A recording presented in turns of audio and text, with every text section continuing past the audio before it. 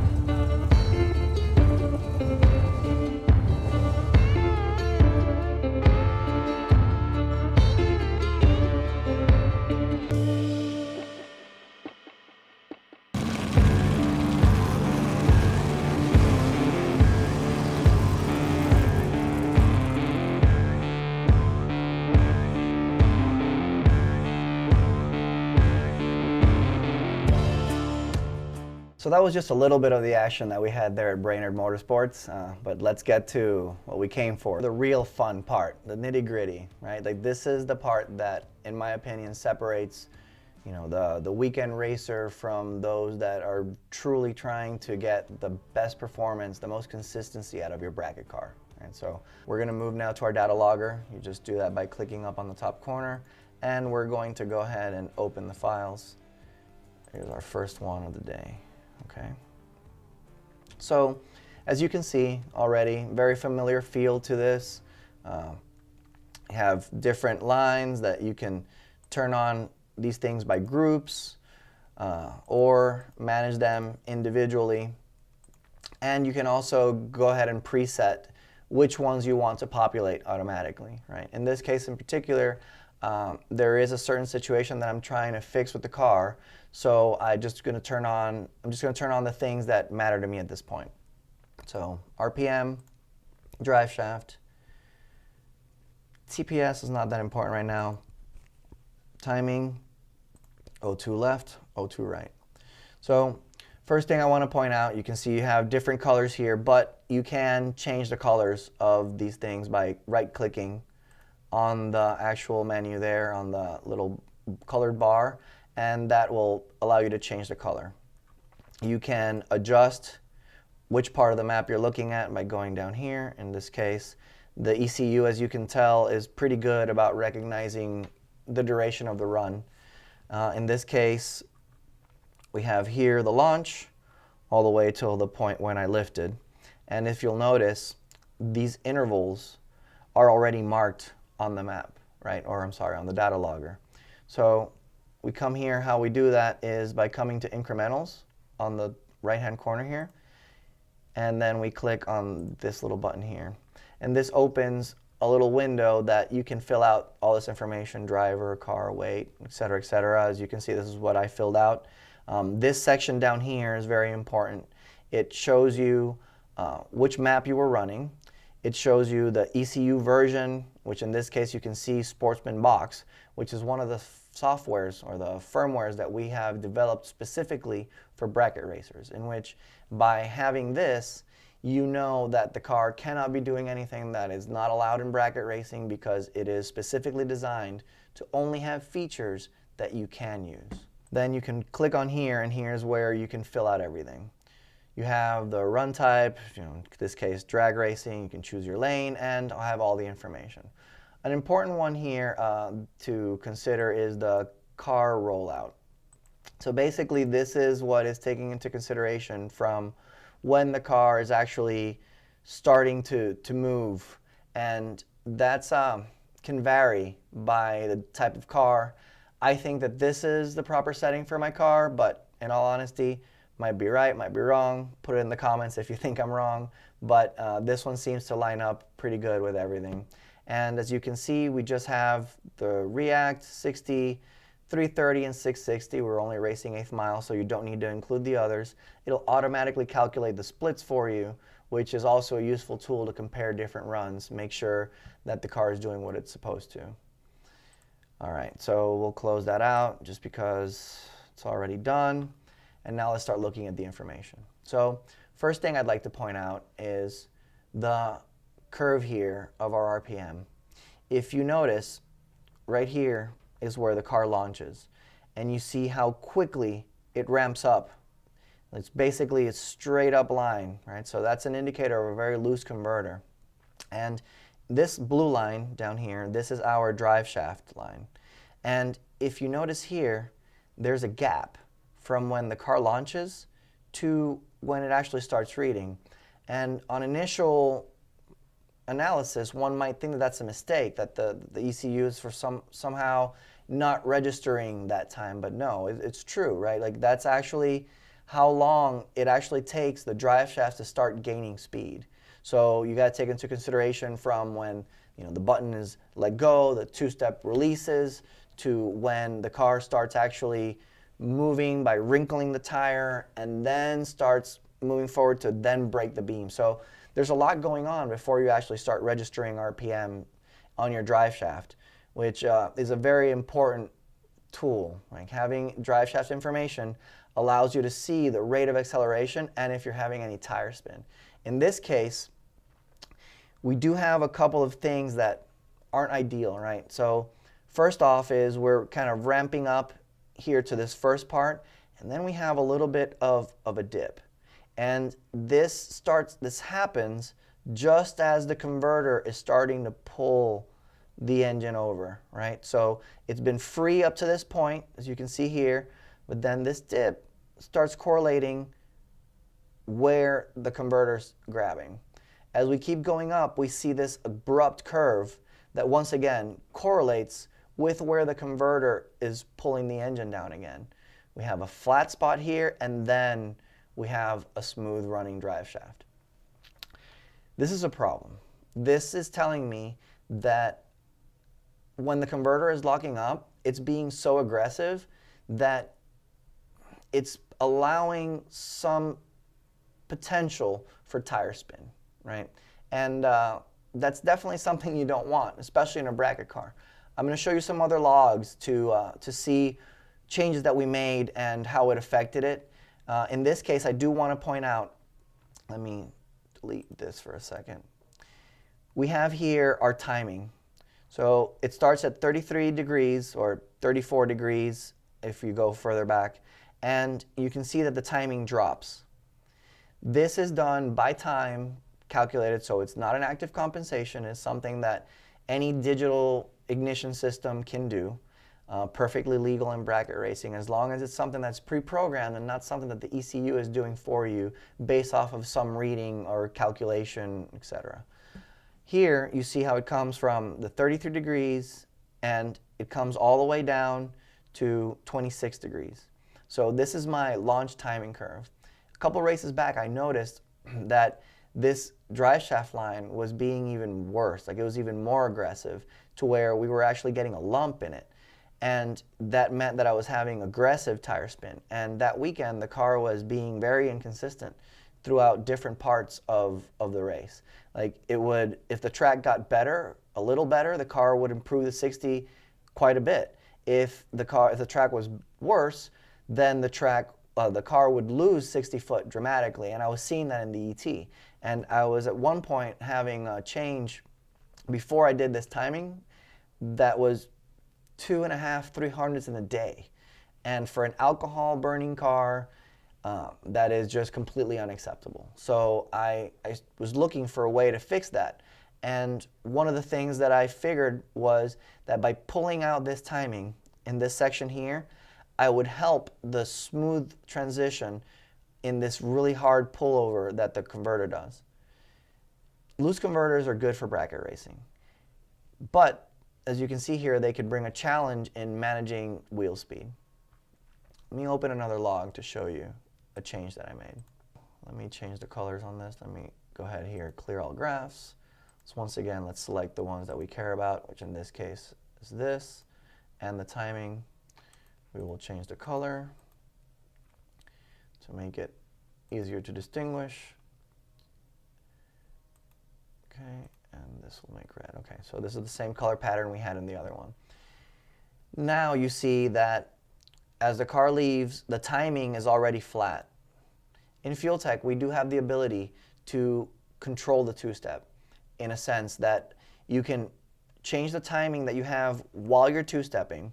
And why would you want to do that, right? For turbo cars and that kind of thing, there's all sorts of reasons. But in this case, naturally aspirated bracket car, the reason that you can do this is to help stabilize the peaks and valleys in your two-step. So if you look, when you're two-stepping, you're not actually holding the car flat. There are peaks and valleys. There's an ignition cut, right? So if you have a target of, let's say, 4,000, the RPM will be controlled, but it will go above a little bit, it'll go below a little bit, and that's how it maintains. With FuelTech, you have the ability to actually control that spread, to fine-tune it. And why is that important? If you have a variation in your two-step in which you have 150, 200 RPM spread to where you're going above 75 to 100 RPM, below 75 to 100 or more, then depending on which peak and valley you actually launch at, that can affect your reaction time because the car will leave a little quicker if you have more RPM versus if you have less, right? So with the FuelTech, you can fine tune it. I was trying some new things on this. So as you can see, it still has some work to be done. When it's actually the initial catch of the two-step, it allowed a little bit of an overrun. And as we move forward over time on it, it did stabilize somewhat, but I'm not thrilled with this. From 44 that were set, or for, yeah, 42 that were set, we're 42.99, 44.60. So that's still a little bit more of a spread than I would like, but that wasn't something that I was messing with at the track, so we will definitely work on that. Now, bringing back to the run. As you can see, we have the same little gap before the drive shaft starts reading, same upward trend on the RPM immediately that the car launches, and the same curl over. But if you'll notice, the timing line starts low because I set the two-step to have the same timing that I was pulling. So instead of letting it ramp up to then come back down and then hold it down, I preferred to do it steady. So basically I am launching at the same reduced timing and then ramping it back in second after. Now let's look at what that did to the drive shaft. You have here still kind of a lean into it. Not as bad, but still some. And now, actually, it made the drive shaft even worse, right? So that was not necessarily a step in the right direction because now you can see that before where, if we go back to this log, it was kind of flat and curled over and went. In this log here, it actually bumped. So we had increased wheel speed, which then it grabbed, and then it started to run up. So that means that we spun. It's no bueno. This is not what we want.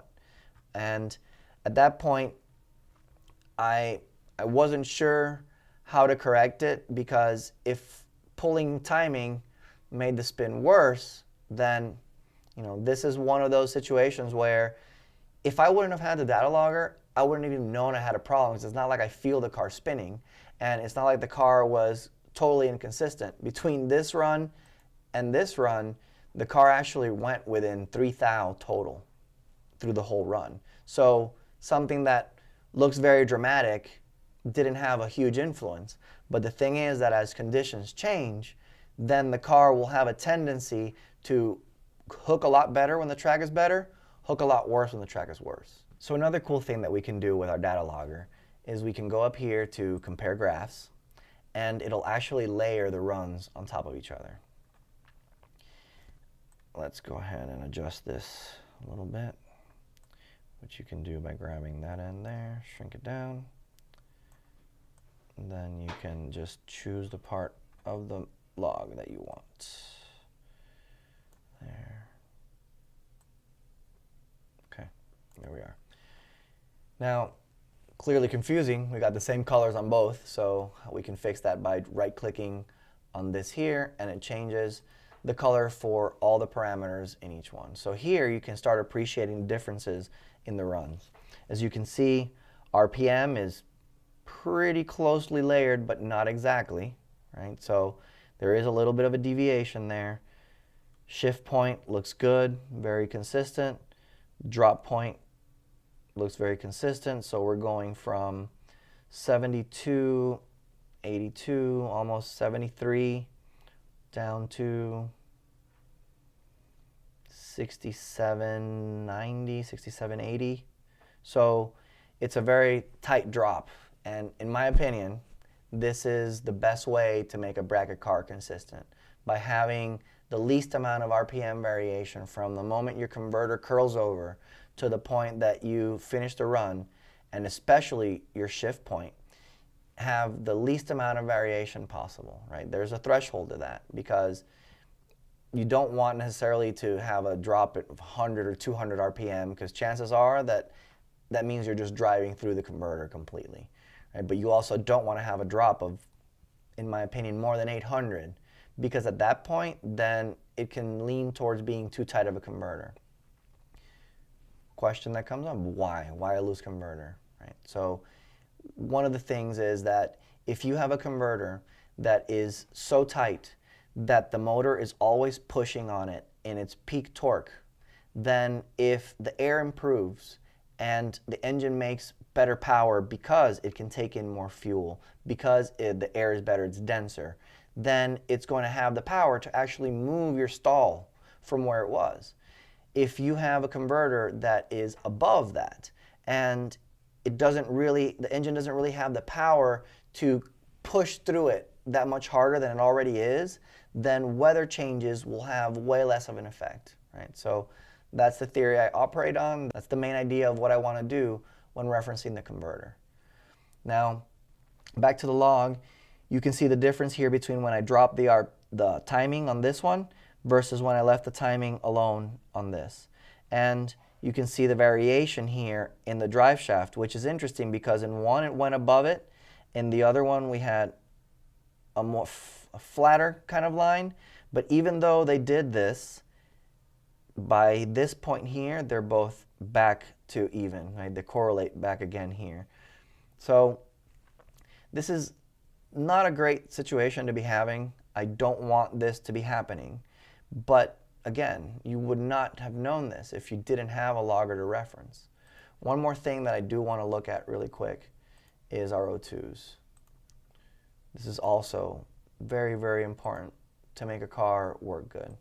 If you are too fat, then better air comes in, the car becomes, or the engine becomes more efficient, it will consume more, you're going to go faster, right? If you are too lean and air comes in, then you're going to have too good of air and you're actually going to lean the car out further, and depending on the fuel that you're using, more than likely you're going to actually slow down, right? So finding that good mixture that allows the car to have enough fuel to be, to not be on the lean side, but then not so much that you're super fat, right? Like finding that point will vary like car to car.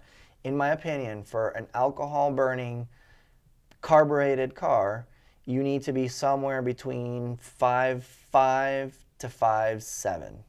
Some people like it a little bit leaner than that, but I definitely think that if you're in the 6.0s or above in AFR, that's no bueno.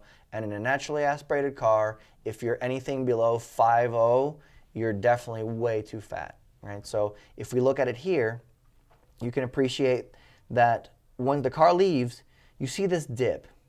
This dip is tricky though, right? Like, don't be fooled by this, because this, more than anything, is a reflection of what the car was doing when it was on the two-step, less so what it's doing at that moment of the launch, right?